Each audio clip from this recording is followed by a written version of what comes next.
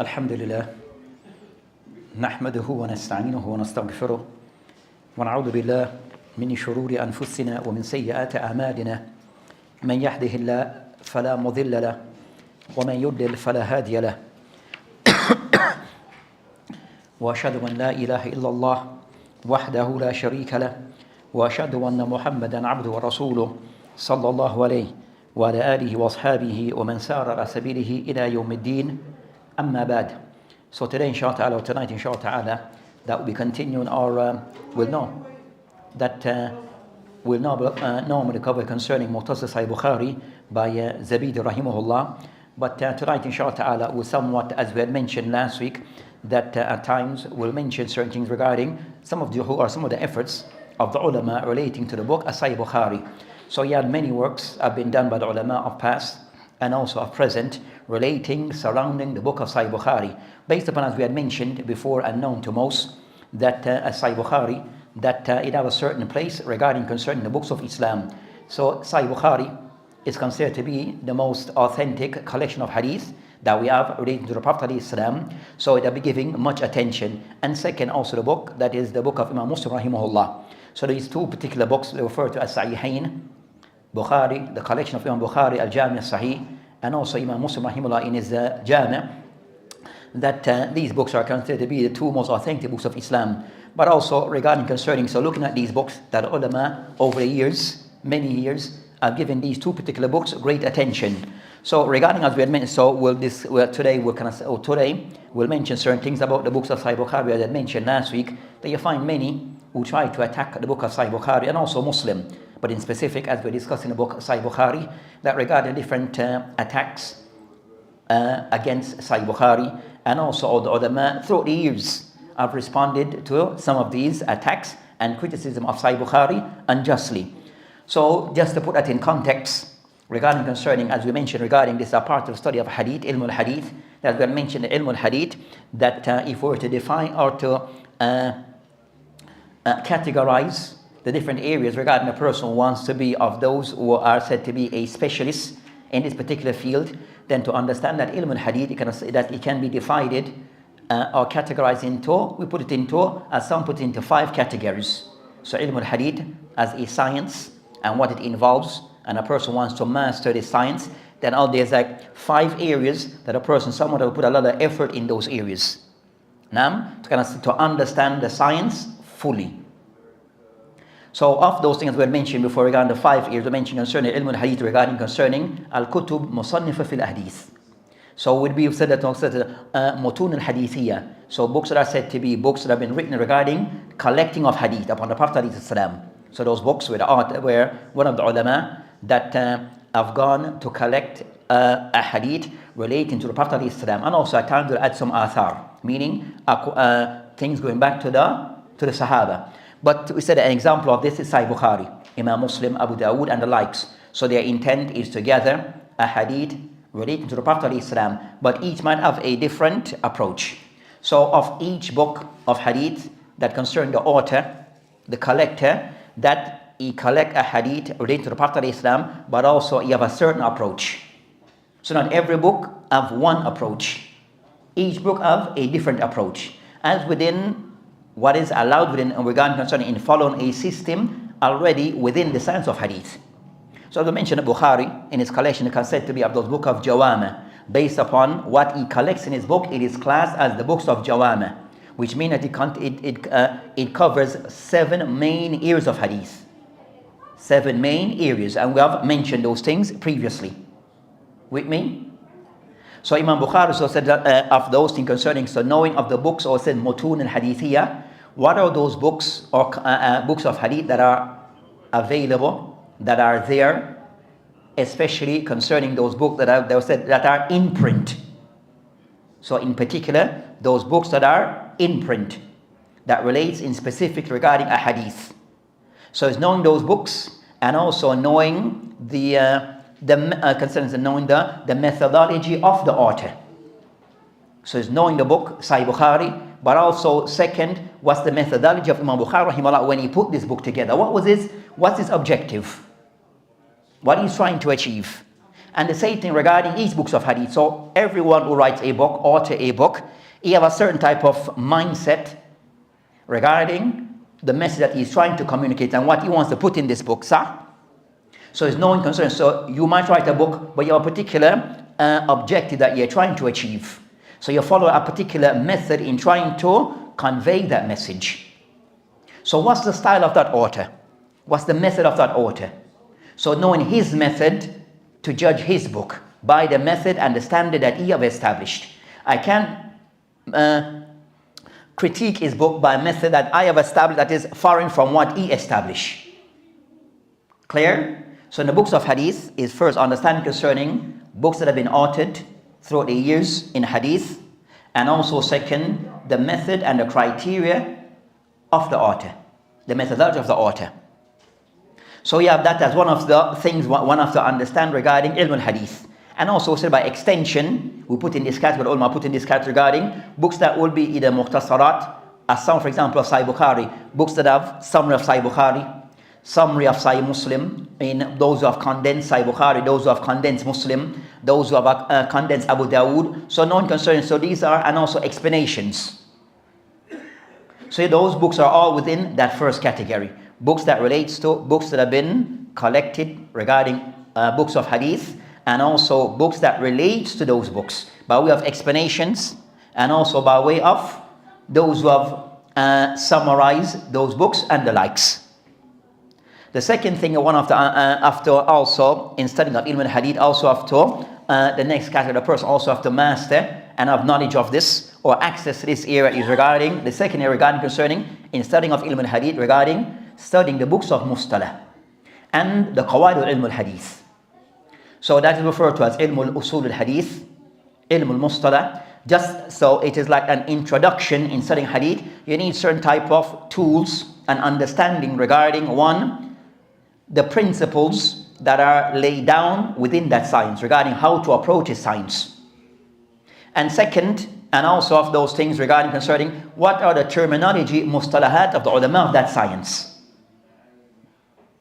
So knowing of these things, so a person wants to study hadith, you have to understand that aspect of ilm al-hadith. The books that are related to al-ilm al-mustalah, as referred to as, and which is / ilm al-usul al-hadith or ilm al-qawaid al-hadith. So knowing these principles regarding what is said to be hadith sahih, when a hadith is classed to be da'if, when a hadith is classed to be mawdu'. So you need to understand what are the principles, what are the tools that I need to know and to say this hadith is actually mawdu', that have been established. Not that something that, so you find knowing of those things is vital in ilm al-hadith.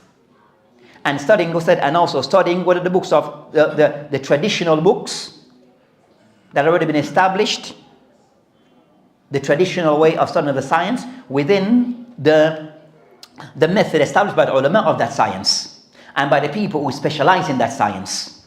Because a person might come and not as specialist in that science and write a book, but it doesn't per se represent that science. Clear? So a person, and you might find that like a discussion in the hadith of contemporary time that we don't go into details, but just as of the ulama mentioned that in the methodology regarding the qawaid, the principles that are laid down regarding ilm al-hadith, what they call concerning mustalah, they said if you were to study the books of the ulama of the past and also those of latter time up until today's time, contemporary time, you might find that latter time ulama in some of the rules that they follow regarding ilm al-hadith, that it does not in full represent the ulama who are the original forefathers of ilm al-hadith. They said the khudama. With me? So you have the likes of Ahmad ibn Hanbal, Imam Bukhari, Muslim, Yahya ibn Ma'in, and the likes, Abu Hatim al-Razi, and the likes. They're the ones who I said the ones who establish the rules and the principles. What are their principles? Because they are the founding fathers of establishing the science. What are the principles that they follow? So you might find others who came later after that they may mention certain principles, ascribe it to ilm al-hadith, but actually it's not from ilm al-hadith. Or they take on a concept that does not represent in proper how the ulama said the early scholars of ilm al-hadith, how they looked at that matter. So sometimes you might have those things where the latter scholars may actually have certain principles that they attribute to ilm al-hadith, but in reality that doesn't represent the view held by the early scholars. With me? So you have those situations, you have those cases. So with those cases you might find that it may, the consequence of this, the impact of this, when a person make a ruling, a judgment on hadith, that will have an impact on this, depending on the principle that you're following. So do you mean like sometimes someone might say, oh, this hadith is seen as sahih, but maybe yeah, that's the point I'm coming to. Hey, so that one says, so it will now have an impact on, we said now the end results. End result meaning making judgment on hadith. So you might find a person might say the hadith is da'if. Another person might say, in contemporary time, or said in latter days time, you might find certain hadith that are said as graded as authentic, but in reality that's not the case. We might find, if you were to compare with the ulama of the older scholars, the more, the word I used before concerning the more, the older scholars, then you might find a difference. You might find a difference regarding their ruling and the ruling of those of contemporary times. So yes, that's the end result. It does impact on the person's conclusions, which meaning concern that person grading on that hadith, because the principle is working the principle that he's following. But are those principles sound principles or not? So you may find those differences. And that said, no, that would also say you do find an impact, and the reality of that is well known regarding the contemporaries and the older scholars, that you might find a difference.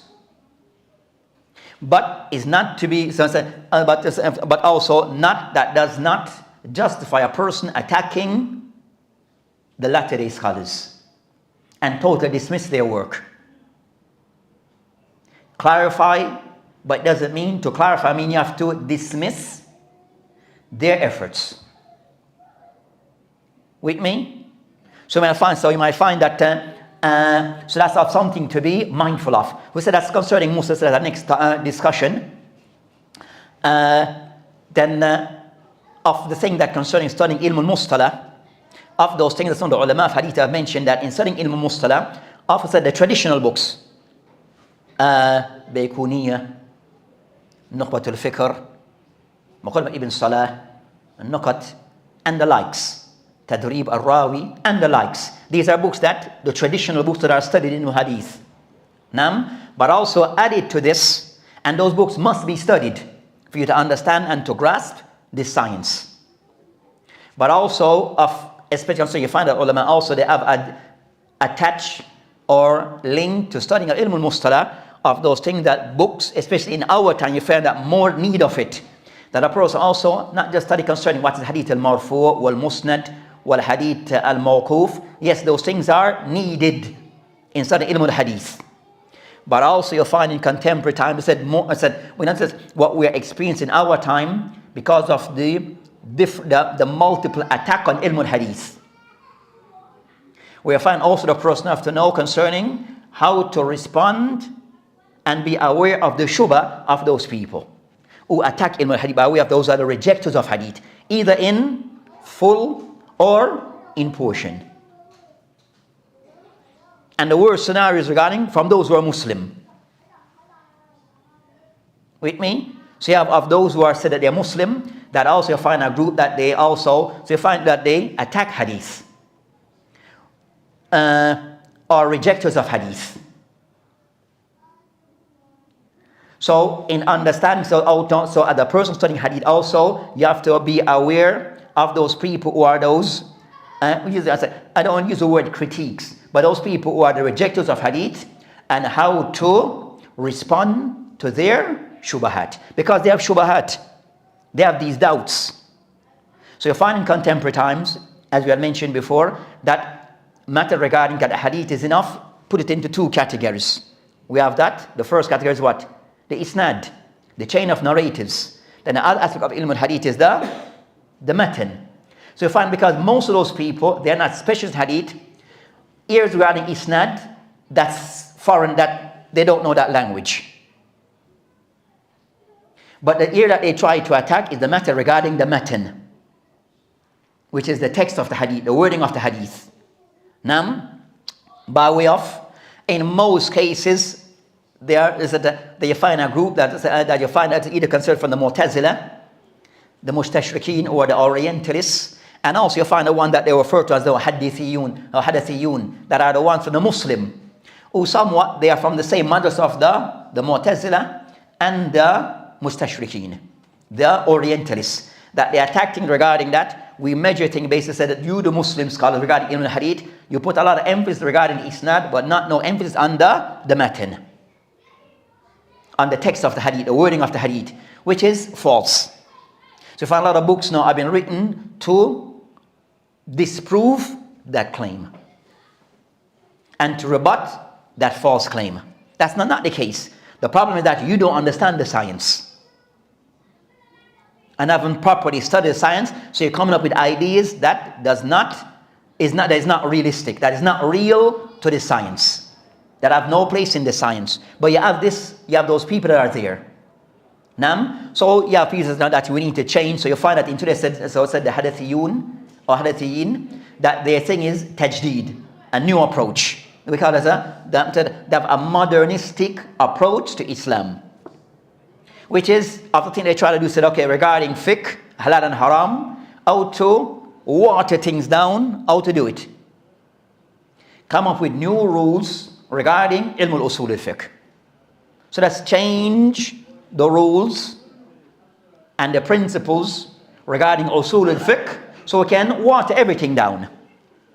Because usul al-fiqh, it gives you the tools regarding, guidelines regarding how to come to conclusion regarding halal and haram. So you have guidelines that you're following, set guidelines. So you follow those guidelines, you come to your conclusion based upon those guidelines. So hadith also have guidelines, you follow the hadith, you come to conclusion based upon those guidelines. But if you water those things down, pour water and those things, then you have nothing left. And the thing that they use is based upon al-aql, the intellect. It becomes now the thing that it becomes now the one to critique what is acceptable and what is not. So let's say the hadith, yes, the isnad is authentic, but as for the meaning, we don't accept the meaning or the wording of the hadith. So you have those types of, for a person studying even the hadith, having the books of Mustalah is a must. Studying the books of Mustalah is a must. But also having those books that we said, and we said there, they said now books of Difa' and Sunnah. وَرَدْ الشُّبَهَاتِ. So those books that defend the Sunnah, and also it expose these people and clarify these people's shubahat regarding ilm al-hadith. Now, so the person in hadith, you must have these books also to be said to be grounded properly regarding ilm al-hadith, because they are shubahat and they are out there. Whatever that's what I've come away, they said academic or non-academic, but they are out there. Then the third level regarding concerning Ibn Hadith, concerning that is said, that books concerning al-ruwat or ilm jar wa ta'dil or ilm al-rijal. So all concern also knowing concerning the man, the narrators of hadith. So that's also a part of the science that have its rules and guidelines. Fourth, regarding concerning matter regarding matters concerning ilm al-ilal wa takhrij.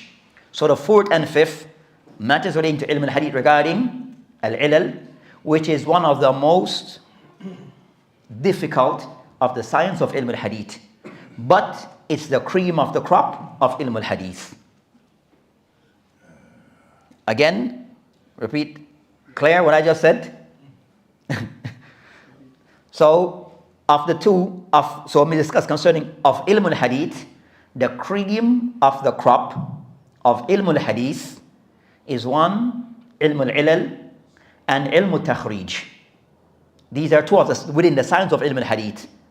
Ilm al-ilal, where a person able can detect things that a person might miss. Hidden defects. That's the cream said, no? They said mass in the books of Muslims, they said mass in this science, you can count the amount of people who have actually mastered this area within this science. So not every alim who specializes in hadith master this science. Not everyone. Now, so they said it's the cream of the crop regarding the science of ilm within the science of hadith, and second regarding concerning that ilm takhrij. Ilm takhrij is sure the person are able to put everything all under one basket. Regarding look at the hadith, regarding gathering all its turuq, looking at the rawat, looking at aqwal of the ulama of the past. Now, so looking at it from all aspects, bringing everything under one roof. So all I was mentioning regarding knowing the different narration of the hadith, the different wording of the hadith, knowing the reward, the narrators of hadith, know who met who, did not meet who, critiquing each narrator, shawahid, mutaba'at, knowing what has been said by the ulama regarding this particular hadith, all of that is a part of ilm takhrij. So as I said, that's the part where the person is putting everything he has learned into practicality. Where knowing the aqwal, knowing concerning the ulama of past, when I use a particular term, what does it actually mean with them? Or with this particular alim?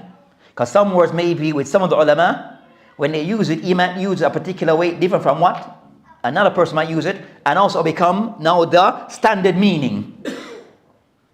So you have a standard meaning that we don't follow today. At times, that standard meaning may not apply to the people before. So how do they understood this particular word that we have a standard meaning for today? With me? So all those things now, the person has to now put all those things together regarding ilm takhrij. So I said no, so ilm al-hadith, to master the science, the person have to be aware of all those different areas regarding the science. So as we had mentioned regarding concerns so of those things regarding the book, back now to what we had started regarding Sahih Bukhari. Now, so I said over the years that you have concerning those who, as they most said that Imam Bukhari, that will always start with says no, Imam Bukhari, Bashar, Sadaq. Imam Bukhari, Bashar, is a human being. But it's not like you though. Not like me. He's a human being. So a person might say, no, when a person start in trying to critique the books of hadith, the first thing that they will start with said, Bukhari, Bashar, what is the ma'soom? Sahih, Sadaqt. Imam Bukhari, Bashar.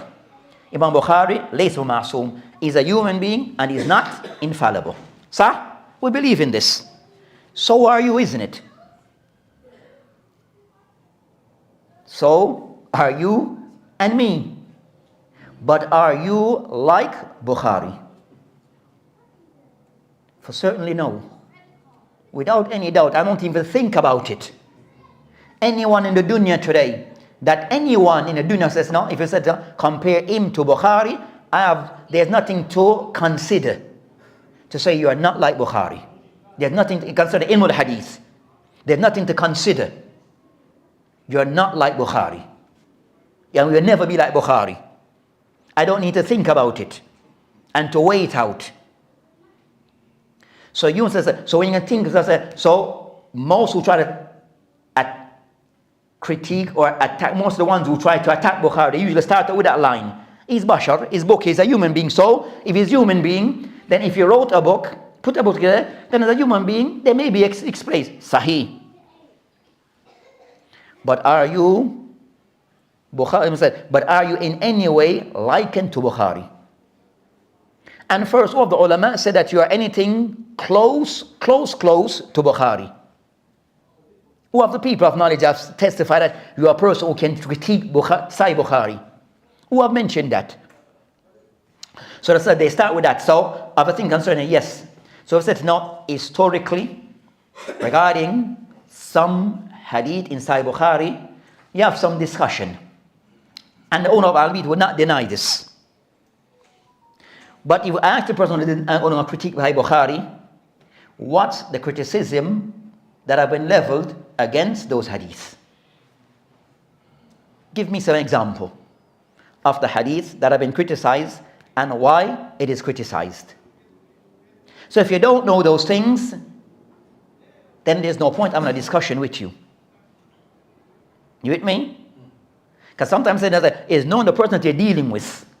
If you're dealing with a person who is just guessing, he's just talking, but doesn't know what he's saying, then there's no point in having a discussion with him. Because you're going to waste your time. So, months back, there's like a thing that I saw on, I call it YouTube. So one brother from the so he was, they were talking about Sahih Bukhari regarding concerning a matter regarding music, is halal or haram. So this person said that, he said the hadith in Sahih Bukhari, said ulama reject the hadith in Bukhari. I said no, then he said that one of the narrators in Bukhari is a liar. And you're thinking, when he said that, my heart, it dropped out my chest. I'm thinking, whoever said this in the dunya? But a person who does not know what he's saying. The critic said, of the most famous people who criticized hadith, Ibn Hazm. And he didn't say what you said. The most renowned of those regarding hadith, regarding music, the forbidden, tahrim of music in Sahih Bukhari, Ibn Hazm. And he's an alim. But he didn't say what you said. And you are saying something that no one have ever said. How do I get into a conversation with this person? How are you going to discuss anything with this person? Because you're making it up. And if a person will make things up, you can't debate with him. You can't have a discussion with him. He's following his hawa. That's the bottom line. He's following his hawa. Even if you have a debate with a person, say to the person, have you studied a book in hadith? No. Then for you to get up and walk is an honorable thing. I want to say the same sentence, and we say the same thing to those brothers who go to these spots and give dawah. And this is not only a majnoon yatakallam fi kulli shay. It's a person who is said to be majnoon, who speaks about everything. So the least in life, try to be a specialist in just one thing or something, but don't try to be a specialist in everything. You won't achieve it. So you find the brothers who go to these places and they try to talk about everything, and in the long run they do an injustice to Islam and to the dawah. Because you want to answer every question, you won't be able to. That's just reality. And most of you out there, you didn't study anything much. Speak about the basic of Islam and keep your honor. Keep your honor by the speaking about the basic of Islam. So I said that no, and these people said the person that is the hadith in Bukhari, that the person who narrated the hadith is a liar.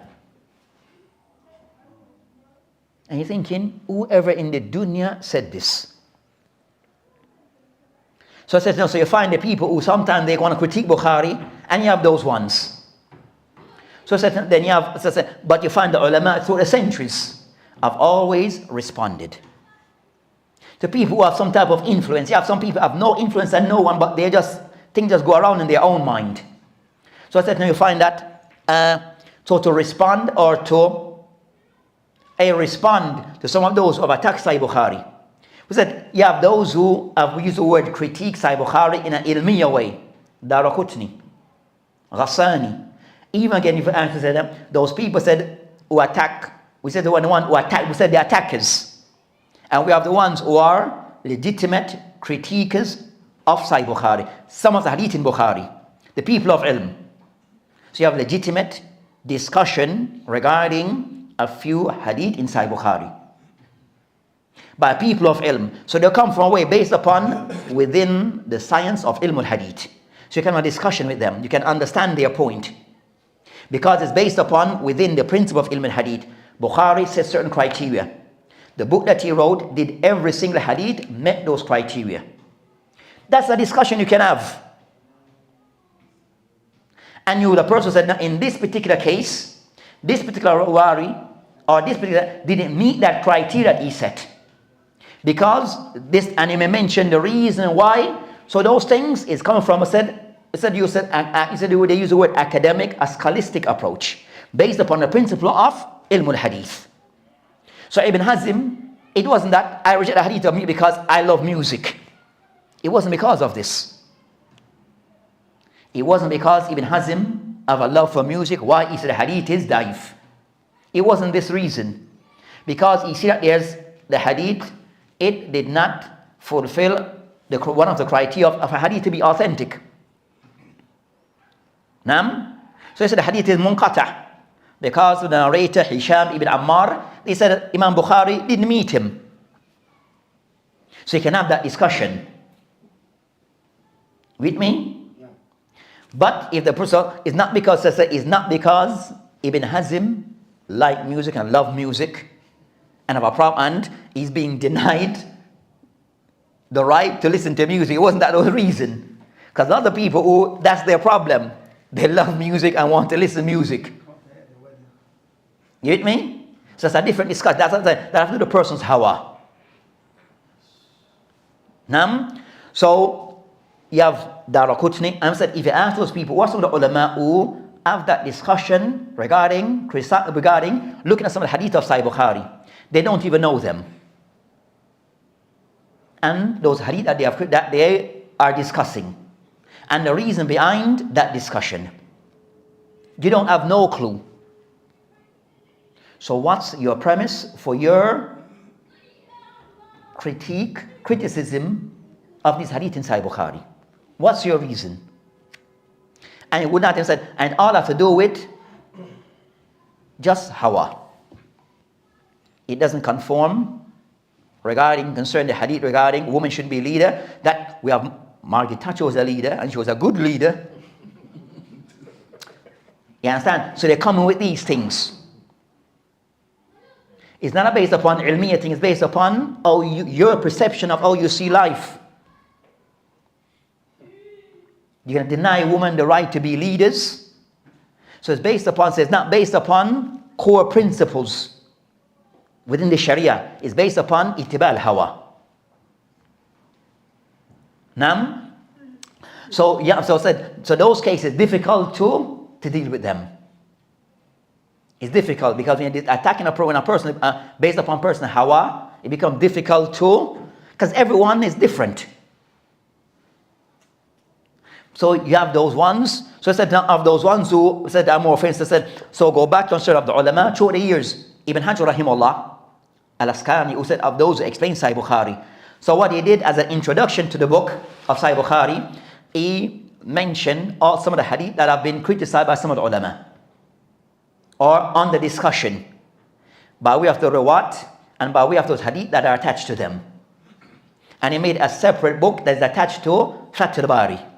So Fath al-Bari, it has two parts. The explanation of the hadith in Sahih Bukhari, and also you have an introduction called Hadi or Hud as-Sari.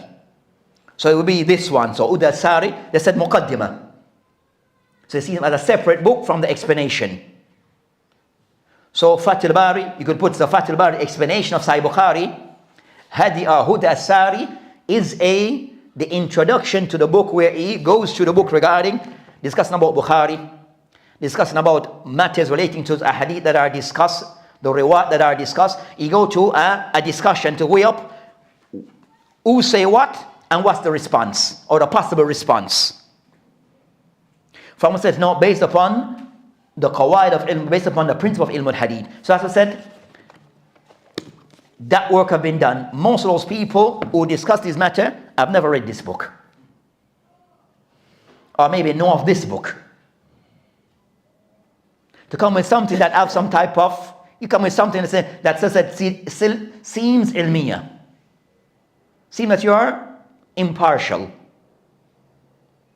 Now, so I said, yes, I have, true, I think that Imam, the same Ibn Hajar, after explaining to that, he has this book. it have, so he has a book that they call At-Taliq or At-Taghliq, At-Taliq ala Sahih Al-Bukhari. What's this book? It's in 5 volumes. This book is related to Sahih Bukhari, but it's in 5 volumes. This book is discussed concerning that Imam Bukhari, he mentioned his book, what said some hadith are called mu'allaqat, where he didn't give a full isnad of those hadith, the hadith of ma'azif, regarding the hadith regarding the music. Now, at times, he will mention those hadith at times with a isnad and without a isnad. And in most part, because Imam Bukhari, we mentioned before, he will repeat hadith several times. Sometimes the hadith I mentioned many times. When you repeat the hadith, at times he will not mention the hadith with the isnad because he already mentioned the isnad before. So he doesn't want to be repeating the isnad over and over. I mentioned it once already, so there's no need to repeat because it's the same hadith. So at times, so he sometimes follow that system. So if we said, so even the hadith is not in Bukhari, of others mentioned the same hadith with a full isnad. So Ibn Hajar rahimahullah, he embarked upon that particular task. All the hadith that is mentioned in Sahih Bukhari that are referred to as taliqat. He's going to mention them and then find those hadith in Bukhari and elsewhere in books of hadith regarding does these hadith have any basis regarding they have a full isnad. Not just from Sahih Bukhari but from other sources. So that's this book. Now, then of contemporary times the efforts still continue. Now, so that even Ad-Daraqutni, one of the A'imma of Hadith, this is about him from Imam Bukhari, not from, from Ibn Hajar. Now, so Ibn Hajar, that from his time, now 7th, 8th century. Now, then we have now contemporary times. So the matter still isn't finished. Because every century, every generation, you find those people whom are those people that have shubahat. So you find that some of the mashaykh of different time now will embark and now clarify those shubahat. So find that, so you have books, as I've mentioned, there's a few books, so you have many books relating to Sahih Bukhari in trying to dispel those shubahat and clarify those shubahat. Now, so you find that from the side of the Mu'tazila, we said the Hadithiyin, that have those type of mindset. Then so you find that of these books concerning different, so this book is in 3 volumes. Now, it mentions Mu'aradat al-Fikriyya al-Mu'asara lil-Ahadith as-Sahihain. So this one dedicated to dispel those accusations against Bukhari and Muslim. Now, so of the thing that they will use, so in the introduction, so this book we said is in 3 volumes. Now, so of the thing that they will bring, that so he discussed concerning from the Rafida, Shia, they attack upon Sahih Bukhari and Muslim, and also from others, of contemporaries. Now, that they'll say, for example, Bukhari is not Arab. So how can we trust this person? Now, so even will come even from that angle. Even someone say Bukhari is not a muhaddis. And so somebody is saying they put forward, said, because it says I see the word academic work, then will go through those things. That's where the person somewhat is influential and have books that are out there. So you go through everything. Now, but some of the things they mention is Allah Mustan. Now, so you mention, so you have different things that are mentioned regarding, they mentioned, so you'll go through different things and different to refute or discuss those things. So I said, no, this is of those works. Regarding Bukhari and Muslim, said, then also you have another work, which is this one concerning in particular regarding the Shia. So I said the Mu'tazila, so I said this one regarding concerning those contemporaries. And we said, now you have people who attack Bukhari and Muslim, either those people that are hadith rejected in totality or in partial. Nam, in part, not that they reject every hadith, nam, but they reject hadith, some hadith. Nam, so you have also concerned the Shia. So this one, of one of us, so both these are contemporaries, and this one, one of the Mashaykh from Misr, That's like a master or doctorate thesis. Now that's done in Azhar University. So you call it tu'un. So those who attacks, وشبهات, or those people have doubt. Shia, from the Shia, Al-Imamiyya, those from Shia, Imamiyya. Hawla Sahih Al-Bukhari, ورد عليه. So concerning those who from the Shia Al-Imamiyya that attack and have shubahat, who attack Bukhari, have attack and shubahat relating to the book Hawla around Sahih Bukhari. This is in 4 volumes. This book is, you can see, and each of them is this thick, which is, each one will go over 600 pages. And I said you have others. There are many others. Now, so I said no. So I said no. That yes, there are those that are out there. Now, so the Shia will come from a different mindset, as they are generally rejectors of hadith. The Shia, Imamiyya, Al-Rafida, Al-Ithna Ashar, all of them the same thing. Now, that so they might have different names: Imamiyya, Ithna Ashar, Jafariya. They are those the ones that are in Iran and different places that they are based. And the ones in Yemen, they are called Zaydiyya. Those ones are Zaydiyya. Now, they said a little bit better, but still have certain ideas.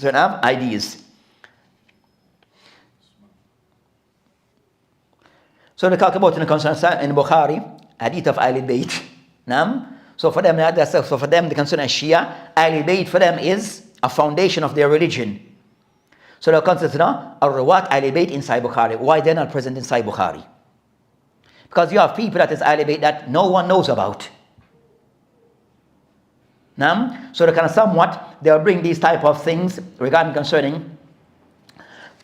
So you can somewhat go on to concern it,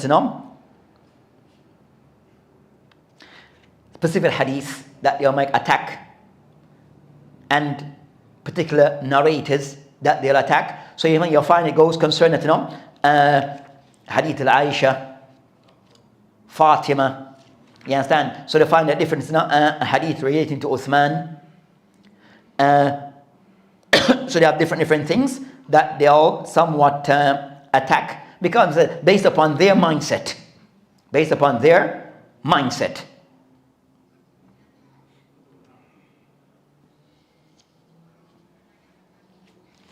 So you can somewhat went through all of those things, or some of those things. And that's just part of the effort. Just as part of the effort. You have a book that is in, I per se find a print, it's printed, but not per se a hard copy yet. When I'm a sheikh from Morocco, Maghrib, Morocco, named Sheikh Mustafa Baju. That is a book concerning that he gathered all the hadith that from of past and of present, and it books a couple of years now that people have attacked in Sahih Bukhari and Muslim. So in Sahihain, all the hadith, what a judgment that people have somewhat discussed that is within Sahih Bukhari and Muslim. That book is said is online, but not presented, but an imprint, but I've yet to get a hard copy of the book per se. So said this effort is still there, and you have many others. So in the West, it may be a time regarding concerning those people that we see online or hear half. That's that they're Sunni. Forget about the others. That they can somewhat try to dismiss a hadith in Sahih Bukhari and Muslim. There are those that are out there.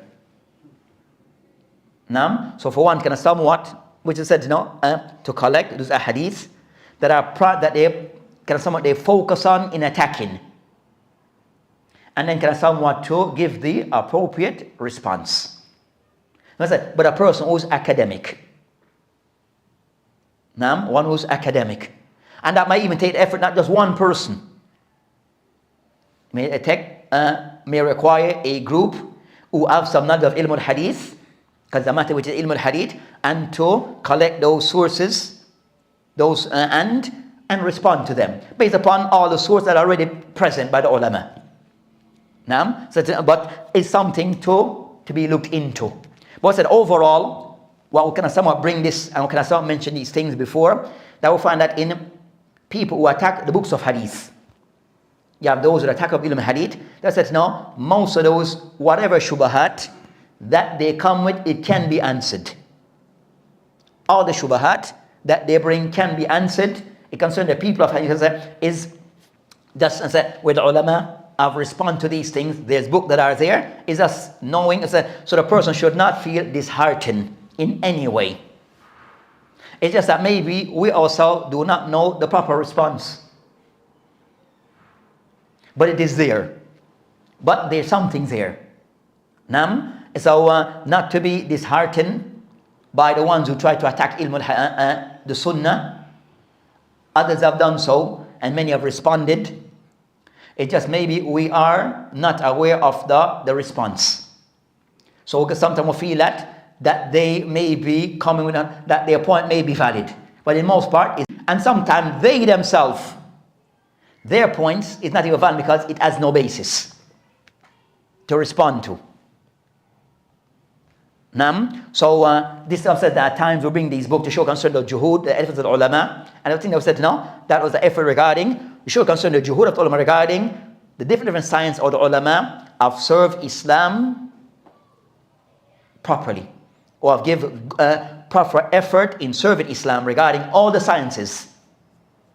So the Muslim should not feel that we're in need to this type of the new call regarding we need to review and make tajdeed. This new approach. Water down approach. That's what they actually mean. New approach, to water down things, drop this, drop that. And that's the new call of these moderate or this moderization, this modernity regarding Islam. This modern way approach is meaning to water down Islam. That's all. So you find the people consider that if those people who are there, that some of them are known to you, but says no, that best not to listen to them. But if you hear anything from them, just speak to someone who can direct you in the right direction. Tafaddal Sheikh. But not to be disheartened. Wabillahi ta'ala tawfiq.